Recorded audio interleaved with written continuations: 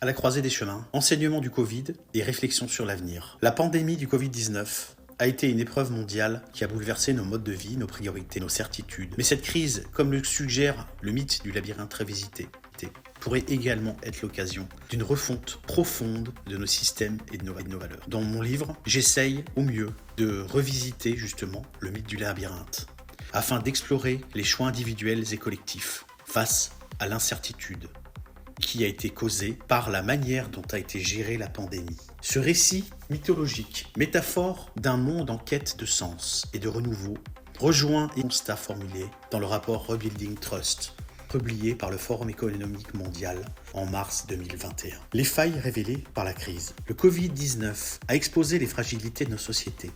Inégalités sociales, manque de résilience des systèmes de santé, déséquilibre économique. Le rapport du WEF, World Economic Forum, souligne que pour reconstruire la confiance, il est impératif de promouvoir des réformes inclusives, transparentes et durables. Évidemment, ce constat résonne avec ce qui a été décrit dans mon livre, mais que je dénonce. Parce que je démontre que ces modes opératoires, c'est la création du chaos pour la génération d'un ordre nouveau. Le labyrinthe comme symbole d'incertitude.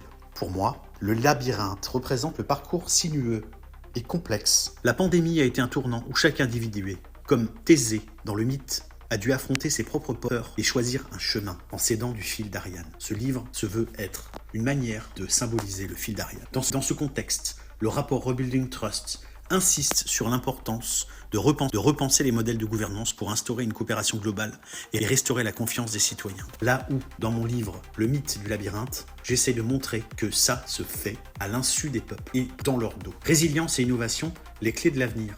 L'un des enseignements majeurs du Covid-19 est notre capacité d'innovation face à l'adversité.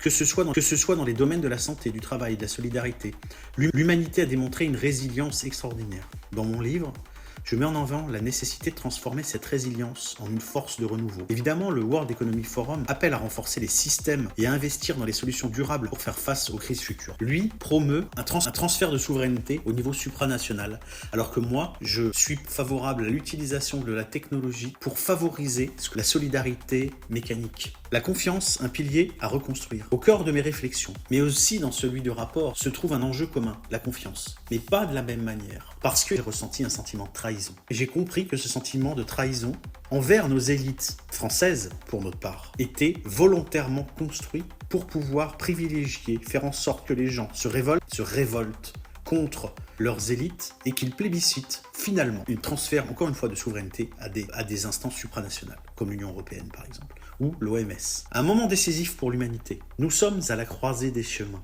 Le Covid-19 a marqué un point de rupture, mais aussi une opportunité de réinvention. Et le rapport Rebuilding Trust, qui est arrivé quelques mois après que j'ai terminé mon ouvrage, propose des pistes concrètes, pour un avenir plus équitable, où la coopération et la solidarité jouent un rôle central. Mais en réalité, Rebuilding Trust nous explique comment le pouvoir va être distribué à des parties prenantes. Et ma thèse est la suivante. C'est comment le citoyen se fait déposséder de son pouvoir propre et éliminé de l'équation. Le mythe du labyrinthe invite à repenser les trajectoires individuelles et collectives. Ce livre est un écho aux grandes réflexions contemporaines. C'est une boussole pour ceux qui cherchent à comprendre les défis de notre époque et tracer un chemin vers un futur plus sain. Dans le mythe du labyrinthe revisité, j'ai axé sur le travail de prise de conscience, un travail intérieur. Ce travail intérieur, comme vous le comprendrez lorsque vous lirez ce livre, le mythe du labyrinthe revisité est la première partie d'un travail d'introspection qui a été complété ensuite par un autre ouvrage qui s'appelle Ho'oponopono, une voie de responsabilité, qui fait écho à l'ouvrage que j'ai écrit pendant 9 mois, durant la crise du Covid, durant les confinements, et qui a été un travail en latence de remise et plein d'espoir. Et il ouvre la voie, c'est une première piste pour un travail intérieur et un travail de reconquête. Pouvoir à la fois proposer un travail sur soi individuel qui s'inscrit dans l'intérêt collectif pour ne pas se faire déposséder de notre action individuelle et citoyenne, donc individu et collectif, pour gérer le bien commun, ne pas laisser le bien commun à des instances supranationales. Mon slogan aujourd'hui, c'est un livre, un choix, un futur.